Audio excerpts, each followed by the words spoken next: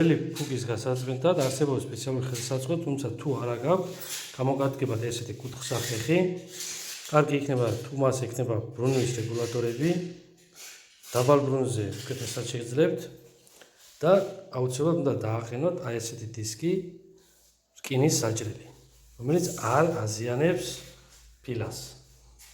ასევე ამ მეთოდით შეგიძლიათ გაწმინდოთ აი ეს ჩარჩენილი პლასმასები, ბევრი წვალობს მის ჩაჭრას დანით ან სხვა რამით, თუმცა ამით ჩაჭრა ბევრად უკეთესი და ადვილი არის. რაც შეეხება ძველ ფუგას, ამ შემთხვევაში არ არის ძველი ფუგა, ჩვენ ახალს ვაკეთებთ, მაგრამ არის გასაწმენდი, ზოგან ძებლა აღინიშნება, ზოგან პლასმასები და ვნახოთ როგორ გააკეთებს ამას.